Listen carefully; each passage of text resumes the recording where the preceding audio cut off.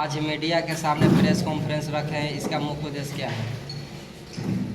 इसका मुख्य उद्देश्य यह है कि अरवल विधानसभा के विकास के लिए और जनता की खुशहाली के लिए, इसके लिए आज हम यहाँ पर सबके साथ बैठे हैं। जनसुराज आपको उम्मीदवार घोषित किया है, अरवल की जनता को क्या संदेश देना चाहते हैं? अरवल की जनता को ये संदेश देना चाहते हैं हम कि हम अपने वादे से कभी भी पीछे नहीं हटेंगे और जो हमने वादा किया है, जो कि अपने अरवल को अव्वल बनाने के लिए, उसको एकदम से कदम मिलाकर चलेंगे। और इसके लिए हमको एकदम से अपनी जान को हथेली पर रखना पड़ा, तो वो भी अपना रख करके अरवल के विकास के लिए और अरवल की उन्नति के लिए हम कदम से कदम मिलाकर चलेंगे। वादा आपका क्या है मैडम? वादा मेरा ये है कि जैसे कि बाहर जो कमाने के लिए जा रहे हैं, तो उनको प्लान को रोकने के लिए यहीं पर रोजगार दिया जाएगा।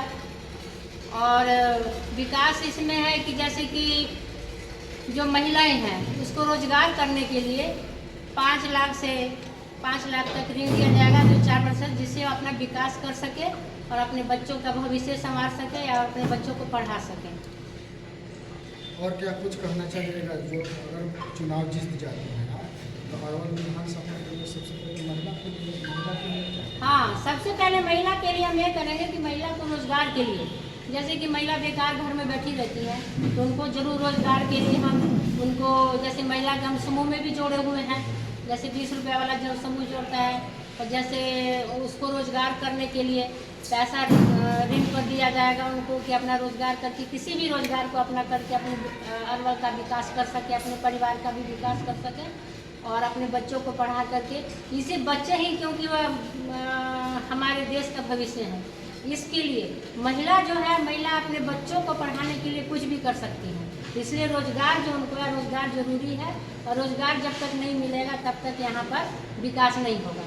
इसलिए सबसे पहले तो विकास का ही मुद्दा है कि सब विकास होना चाहिए, तभी हमारा जो बिहार है आगे बढ़ेगा, हमारा अरवल आगे बढ़ेगा। प्रशांत किशोर का शिक्षा पर विशेष करके ध्यान रखता है, तो आप जीतेंगे तो शिक्षा अरवल में किस तरीके की शिक्षा है? देखिए, अरवल में अभी जो शिक्षा है वो जर्जर स्थिति में है, तो इसको सुधारने के लिए हम जरूर यहाँ पर करेंगे। वैसे भी मैं 15 साल से प्रमुख हूँ और मैंने जगह जगह पर आंगनबाड़ी बनाने का काम किया है, और आंगनबाड़ी भी बनाया है और सामुदायिक भवन भी बनाने का काम किया है, जिसमें बच्चों का, जैसे आंगनबाड़ी के बच्चों को पढ़ाई के लिए भी सुविधा हो सके और बच्चे पढ़ सकें। आप 15 साल से प्रमुख बोल रहे हैं, प्रमुख वर्तमान में अभी हैं भी, तो मतलब प्रमुख के जो पद है, मतलब अच्छा नहीं लगा कि विधायक के पद से आप चुनाव लड़ रहे हैं? नहीं, प्रमुख का पद भी मेरा अच्छा है। अच्छा, ऐसा नहीं है कि प्रमुख का पद हम नीचे से ही, धरती से ही काम कर रहे हैं, तो प्रमुख का पद तो अच्छा है। अगर उससे भी बढ़कर आगे हम अगर कुछ काम जनता के लिए कर सके, वो मेरा सौभाग्य है कि हमें आगे का विकास करने के लिए हमको मौका मिला। अगर जनसुराज से आज विजयी प्राप्त कर लेती है, जी, क्या मतलब जो पद है आपका प्रमुख वाला, वो तो छोड़ना पड़ेगा आपको? हाँ, वो स्वेच्छा से छोड़ेंगे।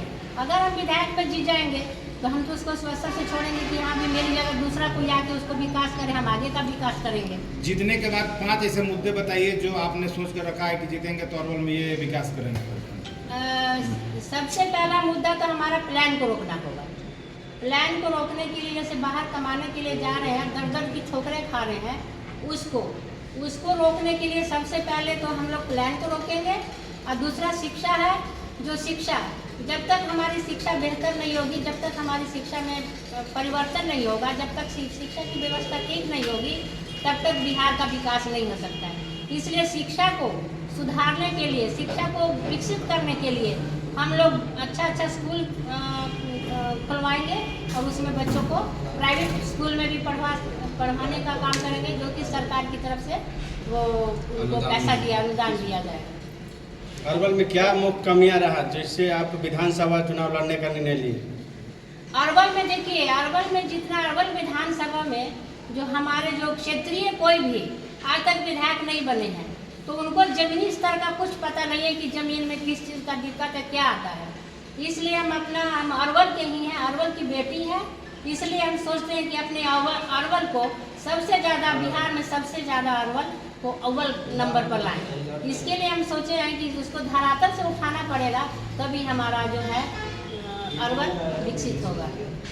क्या आपको अगर जनता मौका देगी यहाँ से विधानसभा में भेजेगी तो अरवल का जो कमियाँ हैं क्या वो पूरा कर पाएंगे आप? जी, जितनी भी कमियां हैं, जितना हमसे हो सकेगा उस कमी को पूरा करेंगे। इसके लिए मुझे किसी हद तक जाना पड़े वो हम इसके लिए अरवल के विकास के लिए हम कुछ भी करने के लिए तैयार हैं। 15 साल से लगातार आप प्रमुख बने हैं, आपने 15 साल में कुछ ऐसे कार्य बताइए जो लोगों की भलाई के लिए किए। देखिए 15 साल में तो मैंने इतना काम किया, अब जनता से भी इसलिए हमको जनता बार बार चुन रही है क्योंकि जनता के लिए हम विकास के लिए बहुत काम किया है हमने। कि देखिए जैसे गरीब आदमी है उनको इंदिरा आवास दिलाया है, उनको क्या बोलते हैं उनको विकास के लिए किया है, स्वास्थ्य के लिए स्वास्थ्य केंद्र बनवाया है, पशु शेड के लिए बनवाया है। पशु शेड पशु के रहने के लिए जगह नहीं था जिन गरीब के पास, उनको पशु शेड भी बनवा के दिया है। जो गरीब महिला 60 साल से ऊपर महिला पुरुष है उनको हमने वृद्धा पेंशन करवाने का काम भी किया है। और इसके बाद जो है हमने रोड की जहाँ पर भी नली गली और पीसीसी और जैसे पुल पुलिया का निर्माण भी हमने विकास के लिए किया है। जहाँ पर आने जाने के लिए लोगों को दिक्कत होती थी उनकी समस्या को सुन करके हमने उस पूरा काम किया है। विधानसभा में आने का मुख्य कारण क्या है? हम जनता की आवाज़ को उठाना चाहते हैं, अरवल की आवाज़ जनता की आवाज़ को उठाना चाहते हैं। जैसे कि हमारा सिंचाई विभाग भी है तो उसमें जो है हम लोग का जो खेती है ये यहाँ पर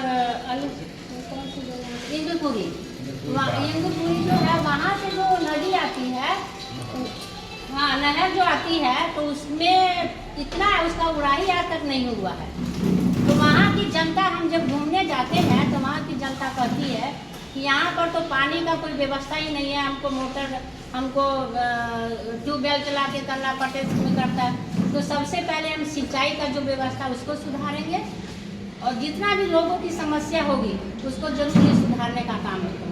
मैडम एक सवाल है कि जो अभी एक एनडीए से भी प्रत्याशी जो मनोज शर्मा घोषित किए गए हैं अरवल से और जो यहाँ के वर्तमान में जो भी विधायक हैं, तो क्या मतलब कितना बड़ा आपके मुकाबला लग रहा है यहाँ जब चुनाव के साथ, कितना बड़ा मुकाबला रहेगा, कितना संघर्ष होगा आपके लिए चुनाव? देखिए संघर्ष तो आदमी को करना ही पड़ता है, जब किसी चीज़ के लिए संघर्ष के बिना कुछ नहीं होता है। परंतु हमको नहीं लगता है कि उनसे हम पीछे रहेंगे, उनसे अव्वल नंबर पर आएंगे और वो जीत के हमको दिखाएंगे कि उनसे हम आगे हैं और उनसे आगे मेरा वादा है। और हम अरवल को अव्वल बनाने के लिए जरूर अपना विधानसभा में जाएंगे, अपनी अरवल की आवाज़ को उठाएंगे।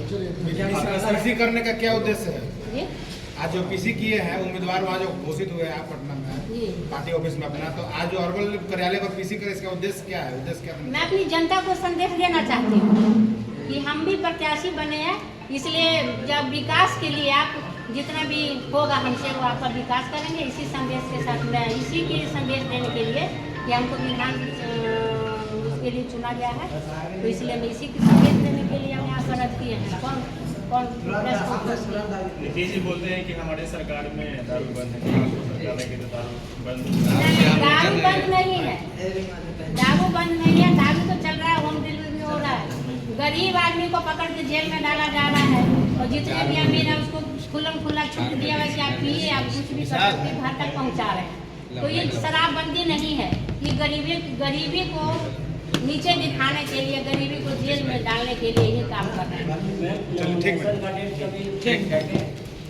हाँ 18 तारीख को हम रखे हैं, 11 बजे रखे हैं।